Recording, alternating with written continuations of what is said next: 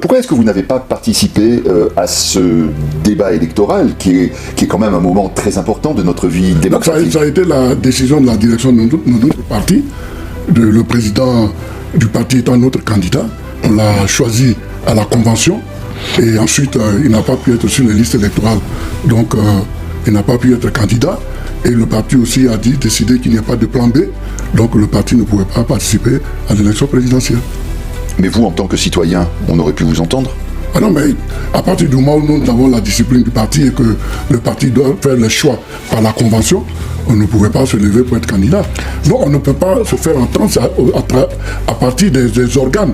C'est-à-dire qu'on convoque une réunion du bureau politique. À ce moment-là, on se fait entendre, mais pas dans le désordre. C'était la ligne tracée par le parti de ne pas avoir de plan B. Donc on n'a pas eu de plan B. Certains au PDCI, et on y reviendra sur cette affaire de plan B, certains au PDCI vous ont reproché aussi de ne pas avoir participé aux différentes marches qui ont été organisées. Alors là, c'est une très bonne observation. Vous vous souvenez que en 2020, j'étais chef du secrétariat exécutif. Nous voulions faire la désobéissance civile. J'ai fait la prison et j'ai été mis en liberté provisoire sous contrôle judiciaire. C'est une mesure administrative. Et quand le président Bétier est parti paix à son âme, il fallait renouveler la présidence du parti, j'étais candidat. Et le comité électoral du PDCI m'a reçu pour dire que le PDCI ne pouvait pas prendre de risques avec moi parce que j'étais sous contrôle judiciaire, donc je ne pouvais pas me retenir. J'ai pris acte.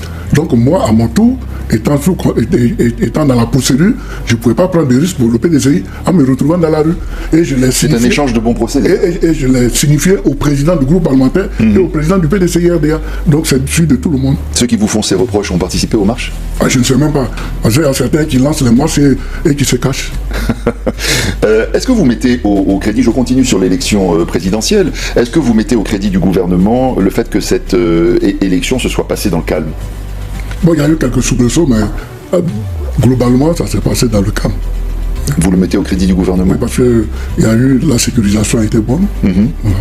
Mais sans forcément revenir sur la polémique de qui a pu se présenter, qui n'a pas pu se présenter, est-ce que vous pensez que cette élection présidentielle s'est déroulée dans de bonnes conditions? Bon, le PDCI n'a pas participé. Nous n'étions pas sur le terrain, nous n'avions pas de représentants dans les CI locales. Donc nous ne pouvons qu'avoir une impression subjective parce qu'on n'a pas des éléments pour juger de façon objective. Si nous étions, on allait porter un jugement. Et quelle est-elle alors cette impression subjective pour vous? Non, on peut dire, bon, comme le PDC ne voulant pas aller aux élections, c'est que les élections ne se passent pas bien. Alors quand vous avez dit que les uns et les autres n'ont pas voté, vous ne pouvez pas être objectif parce que vous n'étiez pas sur le terrain.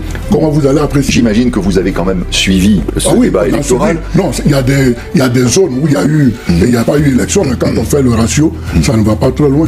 C'est 8 millions de personnes qui votent. Mais comment est-ce que vous avez apprécié, j'allais dire, le débat tel qu'il s'est déroulé, le niveau de ce débat, les arguments? Bon, le PDC n'étant pas concerné, je ne me suis pas intéressé au débat. Non, je ne peux pas croire ça. Si, c'est la vérité. J'ai regardé le débat de loin parce que le PDC n'était pas engagé. Vous avez regardé le débat de loin, oui. Donc il ne vous a pas intéressé? Non, pas qu'il ne m'a pas intéressé, mais je n'étais pas acteur, donc bon, j'avais pas de préférence particulière, donc c'était un regard neutre. Un regard neutre. Mais vous vous dites qu'il y avait quand même du choix, il y avait quand même des arguments, il y avait quand même des choses intéressantes qui ont été dites dans ce débat électoral? J'avoue que j'ai pas bien suivi. Ah mais vraiment, vous étiez grognon alors? Ah non, j'étais pas grognon, mais c'était pas mon centre d'intérêt. Ouais. Voilà. Tous les observateurs internationaux ont validé, entre guillemets, ce scrutin et l'ont qualifié conforme aux normes démocratiques et aux standards internationaux. Qu'est-ce que vous pensez de cela? Bon, au-delà des observateurs, moi, c'est le Conseil constitutionnel qui est l'organe et qui précise la sincérité du scrutin. Donc moi, je considère plus la décision du Conseil constitutionnel que les observateurs. Les observateurs viennent après. Que vous prenez pour bon? Hein? Non, pas du moins le Conseil. C'est-à-dire que nous faisons de la politique. Je suis un député, nous votons les lois.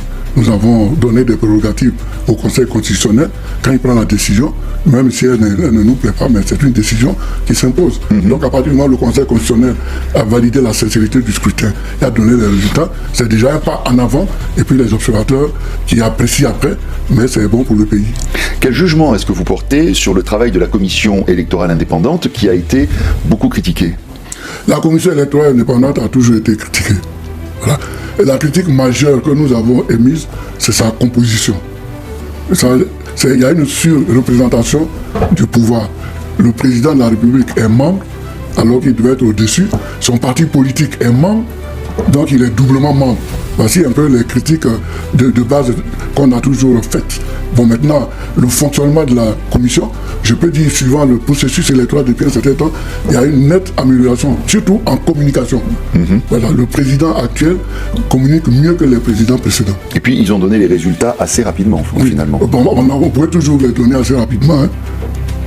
Oui. Ça n'a pas toujours été le cas. Oui, mais parce qu'on proclame les résultats bureau de vote par bureau de vote avec les procès-verbaux, avec les tablettes que nous avons. Si elles marchent, en instantané, dès qu'on proclame le résultat du bureau de vote, ils ont les résultats au siège central. Maintenant, souvent, il y a quelques retards parce qu'il faut que les commissaires régionaux puissent venir avec les agrégats. C'est ça qui fait un peu perdre le temps. Sinon, en temps réel, on peut avoir les résultats en Côte d'Ivoire. Alors, cette commission, est-ce que vous pensez qu'il faut la maintenir telle qu'elle est actuellement? Est-ce qu'il faut la réformer? Ou bien, comme l'a dit le président même de l'institution, M. Kuibière Koulibaly, il convient maintenant, je le cite, de trouver autre chose. Bon, le PDCI n'a pas varié là-dessus.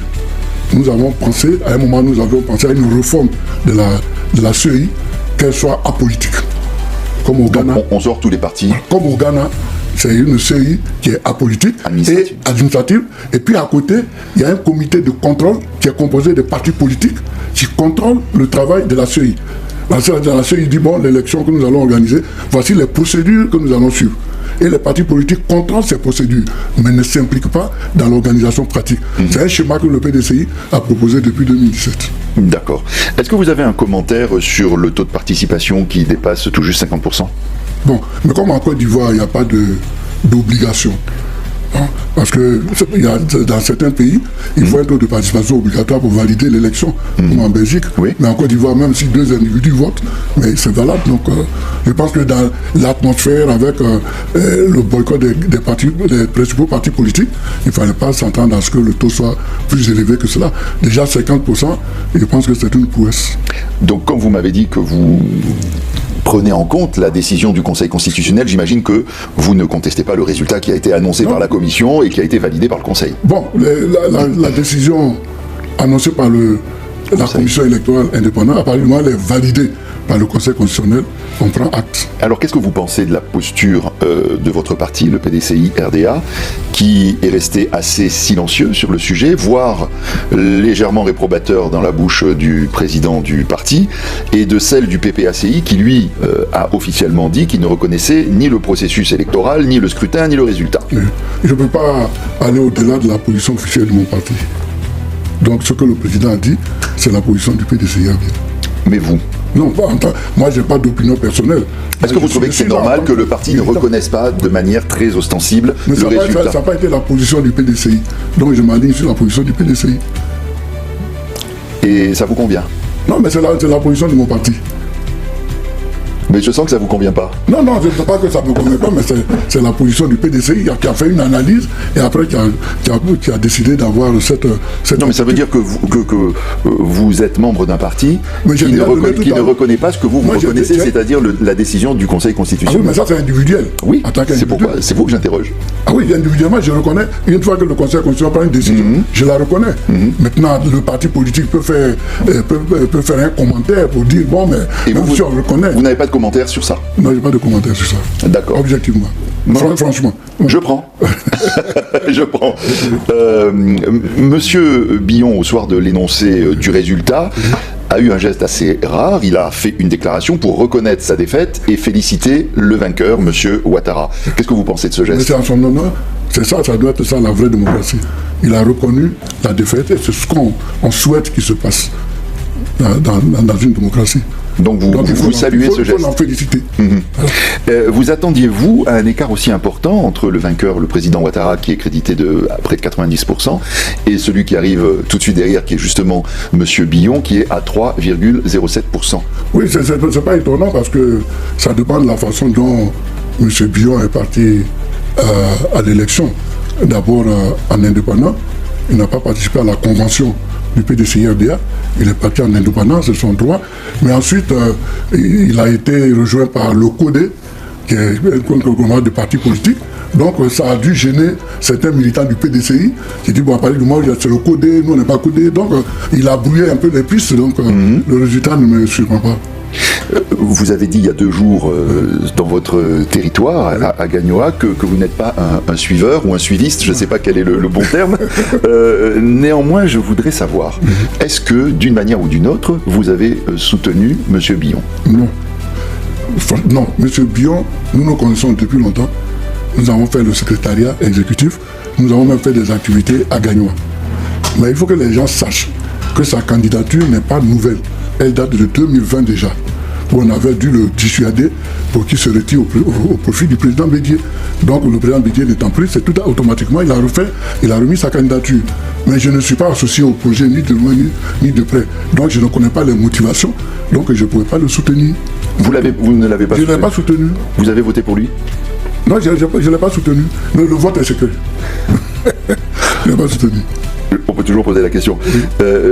J'en viens maintenant petit à petit au PDCI RDA, dont vous étiez l'un des hauts dirigeants en tant que secrétaire exécutif lorsque M. Bédié était encore le président. Est-ce qu'aujourd'hui vous avez une crainte pour l'avenir de votre parti? Bon, pas une crainte en tant que telle, mais comme je l'ai dit, quand je démissionnais de mon poste de conseiller politique, c'était la gouvernance. Voilà. Il y a une certaine opacité, il y a un manque de transparence. Et les actes sont posées comme si on craignait quelque chose. Il y a beaucoup de clandestinité, et il n'y a pas d'ouverture, bon, il y a la précipitation. Voilà. C'est ça qui m'a fait démissionner de mon poste, parce que j'ai trouvé que la rigueur que nous avions avant, cette rigueur n'était pas. Je vais prendre un exemple. Je vous en prie. Administratif. On vient d'organiser le choix des candidats pour les élections législatives. Un communiqué a été produit en bonne et due forme, ce qui est normal. Le 30 octobre, le secrétaire exécutif chargé des élections produit un communiqué. Oui, dans le chronogramme, en disant du 1er novembre au 5 novembre, dépôt des candidatures. Analyse des candidatures, le lundi 10 novembre à 11h, publication de la liste définitive des candidatures et retenues. On dépose les dossiers, on satisfait à toutes les exigences, les gens délibèrent. Aujourd'hui, où nous sommes le 13 novembre, la liste des candidats retenus par le PDCI-RDA n'est pas encore publiée. Elle n'existe pas. Elle n'existe pas. Alors que normalement, dans les procédures et les habitudes du PDCI que nous avons toujours eu, 48 heures avant la date de clôture de la commission électorale indépendante, le président signe une décision. Parce que le choix des candidats est une décision. Le président signe une décision où, avec la liste des candidats, et qu'on publie. Actuellement, il n'y a pas de décision prise. Et vous attribuez ça à quoi? Mais c'est une légèreté administrative, c'est un manque de respect des candidats qui ont déposé leur candidature. Au-delà de l'aspect purement administratif, oui, c'est ça, que vous évoquez, c'est un exemple. C'est dysfonctionnement administratif, impact qu'on appelle la vie du parti. Oui, mais est-ce que vous pensez que à la sortie de ce processus, de cette période de 2015, là, le parti est plus fracturé, 25, excusez-moi, oui. Le parti est fracturé, et moins unitaire que ce qu'il n'était? Non, le parti actuellement est traversé par une catégorie de militants, bon, peut-être qui sont payés, qui sont devenus des censeurs, dont le rôle est d'insulter, calomnier, injurier les cadres, de les vouer aux gémonies. Et c'est la nouvelle apparition au PDCI-RDA. Et c'est ça qui inquiète. Voilà. Est-ce que c'est cette inquiétude qui fait que vous avez décidé de sortir du silence, que vous revenez prendre toute votre place dans le débat sur l'avenir du parti? Non, j'ai toujours eu ma place, mais il n'y avait pas de tribune pour parler. Aujourd'hui, je suis venu parce qu'on vient de faire le choix des candidatures, ce que je viens de dénoncer. Et ensuite, il y a eu j'ai postulé, c'est-à-dire j'ai sollicité le parrainage du PDCI-RDA, mais les choses ne se sont pas passées comme elles doivent se passer. Donc, nous allons y venir. Vous avez expliqué les raisons, vous venez d'expliquer tout à l'heure les raisons pour lesquelles vous avez démissionné de votre poste de conseiller politique. Vous parliez d'opacité, vous parliez de manque de transparence. Vous-même, vous étiez un peu frustré de voir des décisions dans la presse, d'une certaine manière. Très bien. C'est ça. Vous êtes bien informé. C'est ça.